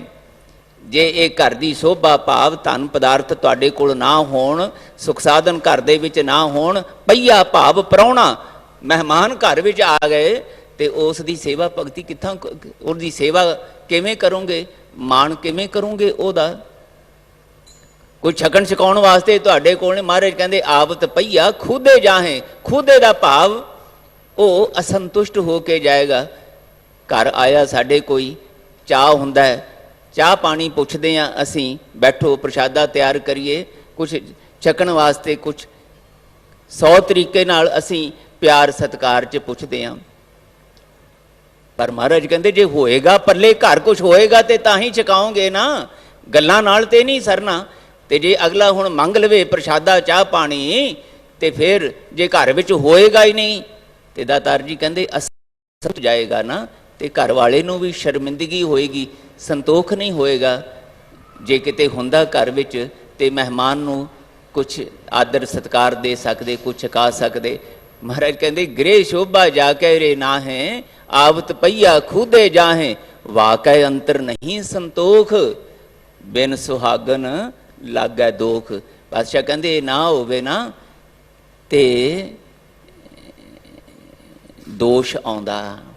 ਗਏ ਸੀਗੇ, ਚਾਹ ਪਾਣੀ ਵੀ ਨਹੀਂ ਪੁੱਛਿਆ, ਆਓ ਭਗਤ ਵੀ ਨਹੀਂ ਕੀਤੀ, ਪਾਤਸ਼ਾਹ ਕਹਿੰਦੇ ਧਨ ਸੁਹਾਗਨ ਮਹਾ ਪਵੀਤ, ਇਹ ਤੇ ਬੜੀ ਪਵਿੱਤਰ ਚੀਜ਼ ਹੈ, ਸੁਹਾਗਨ ਹੈ, ਇਹ ਹੋਣਾ ਚਾਹੀਦਾ ਹੈ। ਗੁਰੂ ਕੇ ਸਿੱਖਾ ਤੂੰ ਰੁਲਿਆ ਖੋਲਿਆ ਜੀਵਨ ਨਹੀਂ ਜਿਉਣਾ, ਕਿਰਤ ਕਰਦਿਆਂ ਕਰਦਿਆਂ ਆਪਣੇ ਆਪ ਨੂੰ ਸੰਸਾਰਕ ਪੱਖ ਤੋਂ, ਧਨ ਪਦਾਰਥਾਂ ਦੇ ਪੱਖ ਤੋਂ, ਸੁਖ ਸਾਧਨਾਂ ਦੇ ਪੱਖ ਤੋਂ ਇੰਨਾ ਕੁ ਸਮਰੱਥ ਬਣਾਉਣਾ ਹੈ ਕਿ ਦੂਜਿਆਂ ਨਾਲ ਵੰਡ ਸਕੇ, ਆਪਣੇ ਗ੍ਰਸਥ ਦੇ ਫਰਜ਼ ਵੀ ਅਦਾ ਕਰ ਸਕੇ, ਗੁਰਸਿੱਖਾਂ ਦੀ ਵੀ, ਧਰਮ ਅਸਥਾਨਾਂ ਦੀ ਵੀ, ਧਾਰਮਿਕ ਕਾਰਜਾਂ ਦੇ ਵਿੱਚ ਵੀ ਲੋੜ ਅਨੁਸਾਰ ਤੂੰ ਹਿੱਸਾ ਪਾ ਕੇ ਸੇਵਾ ਨਿਭਾ ਸਕੇ। ਭਾਈ ਸਾਹਿਬ ਰੋਜ਼ ਬੇਨਤੀਆਂ ਕਰਦੇ ਐ, ਇਹ ਸੇਵਾ ਚੱਲ ਰਹੀ ਹੈ, ਇਹ ਸੇਵਾ ਚੱਲ ਰਹੀ ਹੈ, ਇੱਥੇ ਲੋੜਵੰਦਾਂ ਦੀ ਸਹਾਇਤਾ ਹੈ, ਭਾਈ ਸਾਰੇ ਹਿੱਸਾ ਪਾਓ। ਹੁਣ ਹਿੱਸਾ ਤੇ ਗੁਰਸਿੱਖ ਤਾਂ ਹੀ ਪਾਉਣਗੇ ਨਾ ਜੇ ਆਪਣੇ ਪੱਲੇ ਪਹਿਲਾਂ ਕੁਝ ਹੋਏਗਾ ਤਾਂ, ਜੇ ਹੈ ਹੀ ਨਹੀਂ ਕੋਲ ਤੇ ਪਾਉਣਾ ਕੀ ਹੈ ਐਸਾ। ਇਹ ਕੀਰਤਪੁਰ ਸਾਹਿਬ ਸਾਨੂੰ ਵਾਹਿਗੁਰੂ ਕਰਤਾਰਪੁਰ ਸਾਹਿਬ ਇਹੀ ਸੱਚੇ ਪਾਤਸ਼ਾਹ ਨੇ ਜਾਚ ਸਿਖਾਈ ਸੀ। ਜਦੋਂ ਕਰਤਾਰਪੁਰ ਵਸਾਇਆ ਸੀ ਧੰਨ ਗੁਰੂ ਨਾਨਕ ਸਾਹਿਬ ਨੇ ਜਗਤ ਜਲੰਦੇ ਨੂੰ ਗੁਰੂ ਨਾਲ, ਵਾਹਿਗੁਰੂ ਨਾਲ ਜੋੜਦਿਆਂ ਆਨੰਦ ਦਾ ਭਾਗੀ ਬਣਾਉਣ ਦਾ ਸੰਦੇਸ਼ ਦਿੰਦਿਆਂ ਸੰਸਾਰਕ ਸਫ਼ਰ ਦੇ ਅਖੀਰਲੇ ਸਾਲਾਂ ਵਿੱਚ ਜਦੋਂ ਦਾਤਾਰ ਪਾਤਸ਼ਾਹ ਨੇ ਕਰਤਾਰਪੁਰ ਵਸਾਇਆ ਤੇ ਉੱਥੇ ਕੀਤਾ ਕੀ, ਮਹਾਰਾਜ ਕਹਿੰਦੇ ਆਵਾਜ਼ਾਂ ਮਾਰੀਆਂ, ਜਿਹੜੇ ਵੀ ਜਿਸ ਤਰ੍ਹਾਂ ਦੀ ਕਿਰਤ ਕਰਨਾ ਜਾਣਦੇ ਹੈ, ਜਿਹੜੇ ਕਾਰਜ ਵਿੱਚ ਮੁਹਾਰਤ ਹੈ, ਆਓ ਇੱਥੇ ਸਾਰੇ ਆਪਾਂ ਵਾਹਿਗੁਰੂ ਜੀ ਦਾ ਨਗਰ ਵਸਾਈਏ, ਵਾਹਿਗੁਰੂ ਜੀ ਨਾਲ ਜੁੜਨ ਵਾਲਿਆਂ ਦਾ ਨਗਰ ਵਸਾਈਏ। ਪਰ ਇੱਥੇ ਵਾਹਿਗੁਰੂ ਜੀ ਨਾਲ ਜੁੜਨ ਵਾਸਤੇ ਜਿਨ੍ਹਾਂ ਨੇ ਆਉਣਾ ਹੈ ਉਹ ਖਿਆਲ ਰੱਖਿਓ, ਮੈਂ ਇੱਥੇ ਵਿਹਲੇ ਨਹੀਂ ਕਿਸੇ ਨੂੰ ਬੈਠਣ ਦੇਣਾ, ਨਾ ਮੈਂ ਆਪ ਵਿਹਲਾ ਬਹਿਣਾ, ਨਾ ਮੈਂ ਕਿਸੇ ਨੂੰ ਬੈਠਣ ਦੇਣਾ। ਇੱਥੇ ਮੈਂ ਵੀ ਕਿਰਤ ਕਰਾਂਗਾ ਤੇ ਤੁਸੀਂ ਵੀ ਕਿਰਤ ਕਰਨੀ ਹੈ। ਅੰਮ੍ਰਿਤ ਵੇਲੇ ਤੋਂ ਆਪਾਂ ਪਹਿਲਾਂ ਕੀਰਤ ਕਰਾਂਗੇ, ਸ਼ੁਕਰਾਨੇ ਵਿੱਚ ਜੁੜਾਂਗੇ, ਵਾਹਿਗੁਰੂ ਜੀ ਦੀ ਸਿਫਤ ਸਲਾਹ ਵਿੱਚ ਜੁੜਾਂਗੇ, ਫਿਰ ਦਿਨ ਵੇਲੇ ਕਿਰਤ ਕਰਾਂਗੇ। ਤੇ ਮਹਾਰਾਜ ਨੇ 60 ਸਾਲ ਦੀ ਸੰਸਾਰਕ ਸਰੀਰਕ ਉਮਰ ਦੇ ਵਿੱਚ ਜਦੋਂ ਕਰਤਾਰਪੁਰ ਵਸਾਇਆ ਤਾਂ ਆਪ ਹਲ ਵਾਹਿਆ, ਉੱਥੇ ਆਪ ਖੇਤੀ ਕੀਤੀ, ਤੇ ਜਿਹੜੇ ਵੀ ਕਾਰਜ ਦੇ ਖੇਤਰ ਦੇ ਕੋਈ ਮਾਹਰ ਬੰਦੇ ਸੀ ਉਹਨਾਂ ਨੂੰ ਬੁਲਾ ਕੇ ਕਰਤਾਰਪੁਰ ਦੇ ਵਿੱਚ ਰੌਣਕਾਂ ਬਣਾਈਆਂ। ਪਰ ਵਿਹਲਾ ਨਹੀਂ, ਸਵੇਰੇ ਵੀ ਕਿਰਤ ਕਰਨੀ ਹੈ, ਵਾਹਿਗੁਰੂ ਕੀਰਤ ਕਰਨੀ ਹੈ, ਸ਼ਾਮ ਨੂੰ ਵੀ ਕੀਰਤ ਕਰਨੀ ਹੈ, ਉੱਠਦਿਆਂ ਬੈਠਦਿਆਂ ਵੀ ਹਾਥ ਪਾਉ ਕਰ ਕਾਮ ਸਭ ਚੀਤ ਨਰੰਜਨ ਨਾਲ ਵਾਲੀ ਅਵਸਥਾ ਵਿੱਚ ਵਿਚਰਨਾ ਤੇ ਫਿਰ ਵੰਡ ਕੇ ਛਕਣਾ। ਆਨੰਦਪੁਰੀ ਦੇ ਵਿੱਚ ਧੰਨ ਗੁਰੂ ਤੇਗ ਬਹਾਦਰ ਪਾਤਸ਼ਾਹ ਨੇ ਜਦੋਂ ਆਨੰਦਪੁਰ ਸਾਹਿਬ ਵਸਾਇਆ, ਰੌਣਕਾਂ ਹੋ ਗਈਆਂ। ਆਨੰਦ ਦੇ ਛਾਂਦੇ ਲੈਣ ਵਾਸਤੇ ਦੂਰ ਦੁਰਾਡੇ ਤੋਂ ਲੋਕੀ ਚੱਲ ਕੇ ਆਉਂਦੇ ਪਾਤਸ਼ਾਹ ਦੇ ਸਿੱਖ ਸੇਵਕ ਦੇ ਰੂਪ ਵਿੱਚ। ਤਾਂ ਚਰਚਾ ਹੋ ਗਈ ਆਨੰਦਪੁਰ ਦੀ। ਰੋਪੜ ਦਾ ਇੱਕ ਦੌਲੇ ਸ਼ਾਹ ਆਪਣੇ ਆਪ ਨੂੰ ਫਕੀਰ ਕਹਾਉਣ ਵਾਲਾ ਮਨ ਚ ਆਇਆ ਕਿ ਜਾ ਕੇ ਦੇਖਾਂ ਇਹ ਗੁਰੂ ਨਾਨਕ ਸਾਹਿਬ ਦਾ ਫਕੀਰਾਂ ਦਾ ਘਰ ਕਿਹਾ ਜਾਂਦਾ ਹੈ, ਇੱਥੋਂ ਦੀ ਫਕੀਰੀ ਦਾ ਦੇਖਾਂ ਤੇ ਸਹੀ ਆਨੰਦਪੁਰ ਵਿੱਚ ਕੀ ਰੂਪ ਹੈ। ਤੇ ਜਦੋਂ ਦੇਖਿਆ ਸੱਚੇ ਪਾਤਸ਼ਾਹ ਦੇ ਸੋਹਣੇ ਘਰ ਨੇ, ਸੋਹਣੇ ਨਗਰ ਵਸਿਆ ਹੋਇਆ, ਰੌਣਕਾਂ ਲੱਗੀਆਂ ਨੇ, ਹਰ ਤਰ੍ਹਾਂ ਦਾ ਧਨ ਪਦਾਰਥ ਵੀ ਨਜ਼ਰ ਆ ਰਿਹਾ ਹੈ, ਉੱਥੇ ਲੰਗਰ ਵੀ ਚੱਲ ਰਹੇ ਨੇ, ਵਧੀਆ ਤੋਂ ਵਧੀਆ ਸ਼ਬਦ ਦਾ ਲੰਗਰ ਵੀ ਚੱਲ ਰਿਹਾ ਹੈ। ਤੇ ਦੇਖ ਕੇ ਉਹਦੇ ਮਨ 'ਚ ਸ਼ੰਕਾ ਹੋਇਆ ਤੇ ਗੁਰੂ ਤੇਗ ਬਹਾਦਰ ਸਾਹਿਬ ਨੂੰ ਪੁੱਛਦਾ ਹੈ ਕਿ ਇਹ ਕਿਸ ਤਰ੍ਹਾਂ ਦੀ ਫਕੀਰੀ ਹੈ। ਮੈਂ ਤੇ ਸੁਣਿਆ ਗੁਰੂ ਨਾਨਕ ਦਾ ਘਰ ਫਕੀਰਾਂ ਦਾ ਘਰ ਹੈ, ਪਰ ਇੱਥੇ ਤੇ ਮੈਨੂੰ ਮਾਇਆ ਦਾ ਪਸਾਰਾ ਹੀ ਨਜ਼ਰ ਆਉਂਦਾ ਹੈ। ਤਾਂ ਗੁਰੂ ਤੇਗ ਬਹਾਦਰ ਸਾਹਿਬ ਨੇ ਜੋ ਜਵਾਬ ਦਿੱਤਾ ਹੈ ਉਹੀ ਅੱਜ ਦੇ ਇਸ ਸ਼ਬਦ ਵਿੱਚ ਗੁਰੂਦੇਵ ਬਚਨ ਕਰਦੇ ਹੈ। ਮਹਾਰਾਜ ਕਹਿੰਦੇ ਦੌਲੇ ਸ਼ਾਹ ਜੀ ਯਾਦ ਰੱਖਿਓ, ਗੁਰੂ ਨਾਨਕ ਨੇ माया नहीं त्यागी थी, माया का मोह त्यागया था, माया की पकड़ त्यागी थी। कहते यह गल समझ आ गई, माया नहीं त्यागनी, सुख साधन नहीं त्यागने, कर्म नहीं त्यागने, किरत नहीं त्यागनी, प्राप्त करो जो कुछ भी इस संसार दे विच लोड़ींदा प्राप्त करो। पर महाराज कहते प्राप्त करदे हां एक तां सुकृत नहीं छड्डनी, एक वाहिगुरू जी की कीरत नहीं छड्डनी। फिर तुहानूं ये ना धन पदार्थ कुछ कहणगे, ना रंग तमाशे कुछ कहणगे, ना दुनिया दे विच विचरदे आ तुहानूं वाहिगुरू जी नालों टुटण दा ये त्रै गुणी पसारे दा कोई प्रभाव वाहिगुरू जी नालों तोड़ के बेसंजमा कर सकेगा। गुरु दे शब्द दे ओट आसरे विच, गुरु दे शब्द दी अगवाई विच जदों तुरोंगे ਤਾਂ ਤੁਸੀਂ ਸੰਤਤਾਈ ਦੀ ਅਵਸਥਾ ਵਿੱਚ ਆ ਜਾਓਗੇ। ਇੱਥੇ ਮਹਾਰਾਜ ਨੇ ਅੱਜ ਰਹਾਉ ਦੀ ਪੰਕਤੀ ਵਿੱਚ ਜਿਹੜਾ ਬਚਨ ਕੀਤਾ ਹੈ, ਮਹਾਰਾਜ ਕਹਿੰਦੇ ਸਾਰੀ ਦੁਨੀਆ ਇਸ ਮੋਹ ਮਾਇਆ ਮਮਤਾ ਦੀ ਨਾਗਣੀ ਦੇ ਵਸ ਪਈ ਹੋਈ ਡੱਸੀ ਜਾ ਰਹੀ, ਰੋ ਰਹੀ, ਕੁਰਲਾ ਰਹੀ ਹੈ, ਬੇਚੈਨ ਅਸ਼ਾਂਤ ਚਿੰਤਾਤੁਰ ਜ਼ਿੰਦਗੀ ਬਤੀਤ ਕਰ ਰਹੀ ਹੈ ਲੁਕਾਈ। ਪਰ ਇਹਦੇ ਵਿੱਚ कुछ ऐसे भी खुशकिस्मत इंसान ने ਜਿਹੜੇ ਵਾਹਿਗੁਰੂ ਜੀ ਦੇ ਪਿਆਰ ਵਿੱਚ, ਵਾਹਿਗੁਰੂ ਜੀ ਦੀ ਸਿਫਤ ਸਲਾਹ ਦੀ ਯਾਦ ਦੇ ਵਿੱਚ ਜੁੜੇ ਸਤ ਦੇ ਨਾਲ ਸੰਗ ਕਰਦੇ ਕਰਦੇ ਆਪਣੇ ਜੀਵਨ ਵਿੱਚ ਇਸ ਮਾਇਆਵੀ ਬਿਰਤੀਆਂ ਦੇ, ਹਉਮੈ ਦੇ, ਵਿਕਾਰੀ ਬਿਰਤੀਆਂ ਦੇ ਪ੍ਰਭਾਵ ਤੋਂ ਮੁਕਤ ਹੋ ਕੇ ਸ਼ਿਕਵਿਆਂ ਵਿੱਚ ਨਹੀਂ, ਬੇਚੈਨੀ ਅਸ਼ਾਂਤੀ ਵਿੱਚ ਨਹੀਂ, ਸ਼ੁਕਰਾਨੇ ਦੀ ਆਨੰਦਮਈ ਅਵਸਥਾ ਵਿੱਚ ਵਿਚਰਦੇ ਨੇ। ਪਾਤਸ਼ਾਹ ਜ਼ਿਕਰ ਕਰਦੇ ਰਹਾਉ ਦੀ ਪੰਕਤੀ ਵਿੱਚ, ਮਾਇਆ ਵਿਆਪਤ ਬਹੁ ਪ੍ਰਕਾਰੀ, ਸੰਤ ਜੀਵੈ ਪ੍ਰਭ ਓਟ ਤੁਮਾਰੀ। ਹੇ ਵਾਹਿਗੁਰੂ ਜੀ, ਮੈਂ ਦੇਖ ਰਿਹਾ ਇਸ ਸੰਸਾਰ ਦੇ ਲੋਕਾਂ ਦਾ ਵਰਤਾਰਾ ਜੀਵਨ ਦਾ, ਤਾਂ ਇੱਥੇ ਕਈ ਢੰਗਾਂ ਨਾਲ ਇਸ ਮਾਇਆਵੀ ਬਿਰਤੀ ਨੇ, ਇਸ ਮਾਇਆਵੀ ਬਿਰਤੀ ਵਿੱਚ ਹੀ ਗੁਰੂ ਪਿਆਰਿਓ ਕਾਮ, ਕ੍ਰੋਧ, ਲੋਭ, ਮੋਹ, ਅਹੰਕਾਰ, ਈਰਖਾ, ਦਵੈਸ਼, ਨਿੰਦਿਆ, ਚੁਗਲੀ, ਇਹ ਸਭ ਇਸੇ ਮਾਇਆ ਦੇ ਵਿੱਚ ਹੀ ਵਾਹਿਗੁਰੂ ਜੀ ਦੇ ਬਣਾਏ ਹੋਏ ਗੁਰੂ ਨੇ ਗਿਣੇ ਹੈ ਵੀ ਇਹ ਸਾਰਾ ਕੁਛ ਮਾਇਆ ਹੀ ਹੈ। ਜਦੋਂ ਬੰਦਾ ਕਾਮ ਦੇ ਵਿੱਚ ਬੇਸੰਜਮ ਹੋ ਜਾਂਦਾ ਹੈ, ਭੁੱਲ ਜਾਂਦਾ ਹੈ ਮਾੜੇ ਚੰਗੇ ਨਤੀਜਿਆਂ ਨੂੰ, ਵਾਸ਼ਨਾਵਾਂ ਦੀ ਬਿਰਤੀ ਭਰ ਜਾਂਦੀ ਹੈ, ਇਹ ਮਾਇਆ ਹੈ। ਤੇ ਜੇ ਕ੍ਰੋਧ ਦੇ ਵਿੱਚ ਵਿਚਰ ਕੇ ਉਸ ਨੂੰ ਭੁੱਲ ਗਿਆ, ਮਾੜੇ ਚੰਗੇ ਨਤੀਜਿਆਂ ਦਾ ਖਿਆਲ ਭੁੱਲ ਗਿਆ, ਉਹ ਵੀ ਮਾਇਆ ਹੈ। ਜੇ ਹੰਕਾਰ ਵਿੱਚ ਉੱਚੇ ਬੋਲ ਬੋਲਦਾ ਹੈ, ਜੇ ਕਿਸੇ ਨਾਲ ਈਰਖਾ ਕਰਦਾ ਹੈ, ਈਰਖਾ ਵਸ ਕਿਸੇ ਨਾਲ ਖੋਹਾ ਖਿੰਜੀ ਵਾਲੀ ਬਿਰਤੀ ਅਧੀਨ ਧੋਖਾ ਫਰੇਬ ਝੂਠ ਬੋਲਦਾ ਕਰਦਾ, ਇਹ ਵੀ ਮਾਇਆ ਹੈ। ਪਾਤਸ਼ਾਹ ਜੀ ਨੇ ਇਸ ਮਾਇਆ ਦਾ ਇਹ ਬਹੁ ਪੱਖਾਂ ਤੋਂ ਵਿਸਥਾਰ ਪ੍ਰਭਾਵ ਬਿਆਨ ਕਰਦਿਆਂ ਆਖਿਆ ਕਿ ਇਹਨਾਂ ਵਿੱਚੋਂ ਕੁਝ ਐਸੇ ਵੀ ਲੋਕ ਨੇ ਜਿਹੜੇ ਰਹਿੰਦੇ ਇੱਥੇ ਨੇ, ਪਰ ਉਹਨਾਂ ਦੇ ਉੱਤੇ ਇਹ ਮਾਇਆ ਪ੍ਰਭਾਵ ਨਹੀਂ ਪਾ ਸਕਦੀ, ਭਾਵ ਉਹਨਾਂ ਦੇ ਜੀਵਨ ਨੂੰ ਬੇਸੰਜਮਾ ਨਹੀਂ ਕਰ ਸਕਦੀ, ਉਹਨਾਂ ਦੇ ਜੀਵਨ ਨੂੰ ਕੁਰਾਹੇ ਨਹੀਂ ਪਾ ਸਕਦੀ, ਉਹਨਾਂ ਦੇ ਜੀਵਨ ਵਿੱਚ ਖੁਆਰੀ ਨਹੀਂ ਆ ਸਕਦੀ। ਉਹ ਕੌਣ ਨੇ? ਮਹਾਰਾਜ ਕਹਿੰਦੇ ਜਿਨ੍ਹਾਂ ਦੀ ਲਿਵ ਜੁੜੀ ਹੋਈ ਹੈ, ਉਹ ਰਹਿੰਦੇ ਇਸ ਸੰਸਾਰ ਵਿੱਚ ਨੇ, ਕੋਈ ਸੰਸਾਰ ਨੂੰ ਛੱਡਣ ਦੀ ਉਹਨਾਂ ਨੂੰ ਲੋੜ ਮਹਿਸੂਸ ਹੀ ਨਹੀਂ ਹੁੰਦੀ। ਕਹਿ ਨਾਨਕ ਗੁਰ ਆਦਿ ਜਿਨ੍ਹਾਂ ਲਿਵ ਲਾਗੀ, ਤਿਨੀ ਵਿੱਚੇ ਮਾਇਆ ਪਾਇਆ।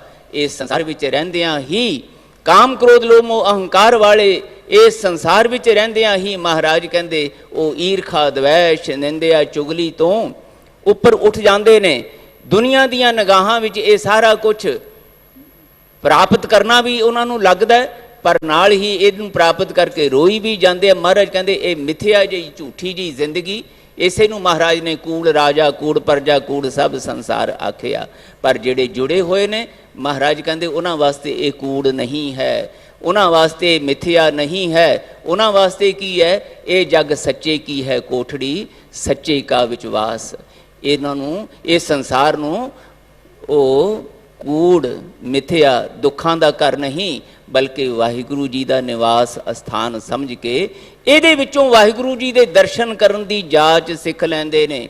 ਇੱਥੇ ਹੀ ਉਹ ਵਾਹਿਗੁਰੂ ਜੀ ਦੇ ਨਾਲ ਜੁੜ ਕੇ ਵਾਹਿਗੁਰੂ ਜੀ ਦੇ ਦਰਸ਼ਨ ਕਰਦੇ ਆ, ਇੱਥੇ ਆਪਣੀ ਸੋਚ ਨੂੰ, ਸਮਝ ਨੂੰ ਲੈ ਆਉਂਦੇ ਨੇ। ਸਭ ਮਹਿ ਜੋਤ, ਜੋਤ ਹੈ ਸੋਏ ਤਿਸ ਦਾ ਚਾਨਣ, ਸਭ ਮੈਂ ਚਾਨਣ ਹੋਏ ਗੁਰਸਾਖੀ, ਜੋਤ ਪ੍ਰਗਟ ਹੋਏ। ਤੇ ਇੱਥੋਂ ਹੀ ਫਿਰ ਉਹਨਾਂ ਦੇ ਅੰਦਰੋਂ ਇਹ ਆਵਾਜ਼ ਨਿਕਲਦੀ ਹੈ, ਮੰਦਾ ਕਿਸਨੋਂ ਆਖੀ ਹੈ ਜਾਂ ਤਿਸ ਬਿਨ ਕੋਈ ਨਾ ਹੈ, ਬੁਰਾ ਭਲਾ ਕਿਹਨੂੰ ਆਖਾਂ ਮੈਂ, ਬੁਰਾ ਭਲਾ ਕਹੋ ਕਿਸਨੋਂ ਕਹੀ ਹੈ, ਸਗਲੇ ਜੀ ਤੁਮਾਰੇ। ਇੱਥੇ ਆ ਕੇ ਦਾਤਾਰ ਜੀ ਕਹਿੰਦੇ ਫਰਕ ਪੈ ਜਾਂਦਾ। ਇਹ ਸੰਤ ਕੌਣ ਨੇ? ਇਹ ਭੇਖ ਵਾਲੇ ਸੰਤ ਨਹੀਂ। ਭੇਖ ਦੀ ਆਪਣੀ ਇੱਕ ਵੱਖਰੀ ਮਹਿਮਾ ਹੋ ਗਈ, ਮੈਂ ਅੱਜ ਸਮਾਂ ਨਹੀਂ ਉਸ ਪਾਸੇ ਜਾਵਾਂ। ਸੰਤ ਤਾਈ ਤੇ ਮਹਾਰਾਜ ਕਹਿੰਦੇ ਇੱਕ ਅਵਸਥਾ ਹੈ ਜਿਹੜੀ ਜੁੜਿਆਂ ਹੋਇਆਂ ਨੂੰ ਗੁਰੂ ਬਖਸ਼ ਦਿੰਦੇ ਨੇ। ਸਫਲ ਦਰਸ਼ਨ ਪੇਖਤ ਪੁਨੀਤ, ਪਰਸਤ ਚਰਨ ਗਤ ਨਿਰਮਲ ਰੀਤ, ਭੇਟਤ ਸੰਗ ਰਾਮ ਗੁਣ ਰਵੇ, ਪਾਰ ਬ੍ਰਹਮ ਕੀ ਦਰਗਾਹ ਗਵੇ, ਸੁਨ ਕਰ ਬਚਨ ਕਰਨ ਆਗਾਨੇ, ਮਨ ਸੰਤੋਖ ਆਤਮ ਪਤਿਆਨੇ, ਪੂਰਾ ਗੁਰ ਅਖਿਓ ਜਾ ਕਾ ਮੰਤਰ, ਅੰਮ੍ਰਿਤ ਦ੍ਰਿਸ਼ਟ ਪੇਖੈ ਹੋਏ ਸੰਤ। ਜਦੋਂ ਗੁਰੂ ਆਪਣਾ ਸ਼ਬਦ ਬਖਸ਼ ਕੇ, ਉਹ ਸ਼ਬਦ ਜਿਹੜਾ ਕਦੀ ਨਾ ਨਾਸ਼ ਹੋਣ ਵਾਲਾ ਗਿਆਨ ਹੈ, ਜਿਸ ਨੂੰ ਉਹ ਬਖਸ਼ ਦਿੰਦੇ ਨੇ ਤੇ ਮਿਹਰ ਦੀ ਨਗਾਹ ਨਾਲ ਉਸ ਸ਼ਬਦ ਦੀ ਕਮਾਈ ਦੀ ਦਾਤ ਦੇ ਦਿੰਦੇ ਆ, ਮਹਾਰਾਜ ਕਹਿੰਦੇ ਉਹ ਸੰਤ ਹੋ ਜਾਂਦਾ ਹੈ। ਉਹ ਸੰਤ ਤਾਈ ਉਹਦੀ ਅਵਸਥਾ ਹੈ ਮਨ ਦੀ। ਉਹ ਫਿਰ ਭੇਖ ਕਿਸ ਤਰ੍ਹਾਂ ਦਾ ਪਾਉਂਦਾ, ਇਹਦੇ ਨਾਲ ਨਹੀਂ ਫਰਕ ਪੈਂਦਾ। ਫਰਕ ਤੇ ਪੈਂਦਾ ਮਨ ਦੀ ਅਵਸਥਾ ਨਾਲ। ਮਹਾਰਾਜ ਕਹਿੰਦੇ ਸੰਤ ਜੀਵੈ ਪ੍ਰਭ ਓਟ ਤੁਮਾਰੀ। ਦੁਨੀਆ ਮਰਨ ਹਾਕੇ ਹੋ ਕੇ ਮਰੂ ਕਰਦਿਆਂ ਮਰ ਗਏ ਲੁੱਟੇ ਗਏ, ਉੱਥੇ ਰੋਂਦੀ ਪਈ ਹੈ। ਤੇ ਜਿਹੜੇ ਸੰਤ ਨੇ संत ताई दी अवस्था विच वाहिगुरू दे प्यारे ने। महाराज कहंदे वो वाहिगुरू दे ओट आसरे विच आनंदमई जीवन बतीत करदे, नहीं ते की हो रहा है, व्यापत हरक सोग विस्तार, व्यापत सुरग नरक अवतार। कोई हस रहा है, कोई रो रहा है, कोई खुशी विच, कोई गमी दे विच। यही विस्तार महाराज कहंदे मैं इस संसार दे लोकां दे जीवन विच देख रहा। इहो ही माया दा पसारा है, यही माया व्यापनी है। कोई सुरग दी इच्छा करी जांदा, कोई नरकां तो डरी जांदा है, पर महाराज कहंदे अपने ही कर्मां करके कोई नरकमई जिंदगी जिउ रहा है, कोई सुरग वाली लालच दी बिरती विच जिउंदा है। इहदे च महाराज कहंदे जम्मी जांदे है, मरी जांदे है, बार बार आवा गौण बणिया। व्यापत धन निर्धन पेख शोभा, कदी धन दियां इच्छावां लैके धन प्राप्त करके फिर दुनिया ते अपना हंकार जताउंदा है, देखो मेरे कोल है, मेरे कोल है। महाराज कहंदे फिर एक पासे ये मैं दी बिरती, ते जदों कुछ खुस जांदा है फिर रोण धोण दी बिरती। महाराज कहंदे जब किछ पावै तब गर्व करत है, माया गई तब रोवन लगत है। ये साहब जी कहंदे ये हरक सोग दा ते इस तरह दी ये बार बार दी भटकणा वाली जिंदगी दा, ते फिर नाल मिल जावे मैनू कुछ तो फिर दुनिया मेरी वाह वाह करे, इनू देख देख के फिर मैं प्रसन्न होवां। महाराज कहंदे ए बिरती है मायावी बिरती, इहदे विच उहनूं कदी रब नहीं चेते आउंदा, शुकराना नहीं चेते आउंदा। जे किते सतसंग भी कराउणा है घर दे विच, जे घर दे विच कोई समागम भी रखाउणा है, अखंड पाठ भी रखाउणा है, ते इसे गल दा ही फिक्र कौन आया कौन नहीं आया, किस तरह इन्हों खुश करना है। वाहिगुरू जी सतगुरू जी खुश होए कि नहीं होए, इस पासे वाल नहीं ध्यान। महाराज कहते दुनिया की शोभा की परवाह बस इत्थे ही मूल ब्याधी व्यापस लोभा। दुनिया के इस लोभ लालच विच गरसिया होया मूल ब्याधी, ब्याधी भाव दुनिया के झगड़े कलेश रोगां का शिकार होण करन वाली ये तृष्णालु बिरती, इहदा शिकार होया होया इस मायावी बिरती विच रोंदा धोंदा जीवन बतीत करदा पिया संसार। माया व्यापत बहु प्रकारी, महाराज कहंदे इदां कई तरीकिਆਂ नाल ये माया संसार नूं व्याप रही है। संत जी मैं प्रभु ओट तुम्हारी, वाहिगुरू जी बहुत सारे खुशकिस्मत ऐसे जिहड़े गुरु दी शरण विच आके गुरु दे शब्द राहीं तुहाडे नाम सिमरन ते तुहाडे ओट आसरे विच शुक्र करदियां होइयां जिउंदे, उन्हां दा जिउणा ही प्रवान, क्योंकि उन्हां कोल आनंद है। मायावी बिरती तो छुटकारा है। व्यापत अहंग बुद्ध का माता, व्यापत पुत्र कलत्र संग राता। ये व्यापदी है माया, कदों व्यापदी है? महाराज कहंदे जदों अहम बुद्ध का माता, जदों हंकार भरी बिरती दे विच मद मस्त होके उच्चे बोल बोलदा, किसी नूं पछाड़न वास्ते, किसी नूं नीवां दिखाउण वास्ते, किसी दे सुखां नूं खो के अपनी मलकीयत बनाउण वास्ते, कब्जे विच लैण वास्ते जदों विचरदा है ना, धोखा फरेब करदा, ये मायावी बिरती का असर है। व्यापत पुत्र कलत्र संग राता, धियां पुत्रां रिश्तेदारां दी वाह वाह खुशनुदी विच ही समझ लईए इस गल नूं। धियां पुत्र महाराज कहंदे माड़े नहीं हुंदे, परिवार गलत नहीं हुंदा, रिश्तेदार भाई बंद इन्हां नाल मेल जोल संबंध संपर्क माड़ा नहीं है, माड़ा है साडा इन्हां नाल बेसंजमा अज्ञानता भरिया बनाया होया रिश्ता, जिथे सानू रब भुल जाए। इन्हां दे मोह विच ही दिने रात भजदियां पाप करदियां कुकृत करदियां जदों असीं विचरदियां, ते फिर इन्हां कोलों आस रखदे हां कि असीं इन्हां वास्ते इन्ना कुछ कीता, हुण इह साडे वास्ते इन्ना कुछ करन। बस महाराज कहंदे ये मायावी बिरती, जदों एक दूजे दे नाल गरजां वाला रिश्ता बना के विचरदे हां, इहो ही मायाधारी दा महाराज कहंदे लक्षण है। व्यापत हस्त घोड़े अर बस्ता, दुनिया के धन पदार्थ हाथी घोड़े सोहने सोहने महल माड़ियां मिल जाण मैनू, इहदे लई भावें मैनू कुछ भी करना पवे। महाराज कहंदे ये मायावी बिरती। फिर इत्थे मैं बेनती करां, चंगियां वस्तुआं महल माड़ियां प्राप्त कर लैणियां, ये महाराज ने इनकार नहीं किया, नकारिया ने सानू मना नहीं किया। महाराज कहंदे ये सब कुछ प्राप्त करो, सुकृत करदियां फिर नाल शुक्र करो देण वाले दा। व्यापत भूम रंक अर रंगा, महाराज कहंदे ये व्याप जांदी है भूमि पतियां नूं भी, गरीबां कहाउण वालियां नूं भी व्याप जांदी जदों रोंदे धोंदे हौके भरदे। इस संसार दे विच व्यापत गीत नाद सुन संगा, पै गए हाँ असीं इस चक्करां दे विच। सतसंग दी बजाए अपने जीवन दे जम्मण मरने परने विआह शादियां सब जोड़ लए दुनिया दे चंचल बिरती वाले गीतां दे विच। भाई साहब रोज़ कहंदे आ गुरु नाल जोड़िया करो, गुरु दी मत विच जोड़िया करो, पर नहीं असीं फिर उसे तरह दे दिखावे अपनियां अमीरियां दे ते जुड़ गए उन्हां दे नाल। लोकां नूं जदों भाई साहब किते कहण भाई ये ना करिया करो चंचलता वाले रंग तमाया, कोई जी करिए जी कि ब्याह कोई रोज़ रोज़ थोड़ा होना, मुंडा कोई रोज़ रोज़ थोड़ा जमना है, ये रोज़ रोज़ थोड़ा आना है, कर लैण दिओ बस। महाराज कहंदे ये होई तुहाडी मायावी बिरती दा प्रगटावा है। जदों तुहानूं गुरु दा शुकराना भुल जांदा है, दुनिया दी प्रवाह रह जांदी है। पंच दूत व्यापत अंधियार, इस अज्ञानता दे हनेरे विच जदों काम क्रोध लोभ मोह अहंकार तुहाडे उत्ते प्रभाव पाउंदा है, गुरु दा शब्द जिहड़ा है वो पिछे रह जांदा है, गुरु दा ज्ञान पिछे रह जांदा है। ये मायावी बिरती व्यापत कर्म कराए हौं फासा, हौं दे विच महाराज कहंदे तुसीं कर्म करदे हो, ये मायावी बिरती है। व्यापत गृहस्थ व्यापत उदासा, ते ये मैं मेरी वाली बिरती विच ही भावें कोई अपने आप नूं उदासी त्यागी कहावे कि मैं ते छड्डता जी संसार, मैनू नहीं हुण इस संसार ते दुखां दा घर है। महाराज कहंदे ऐ जिहड़ी तुहाडे अंदर हंकार दी फेर बिरती, मेरे वर्गा त्यागी कौन? ये भी महाराज कहंदे मायावी बिरती।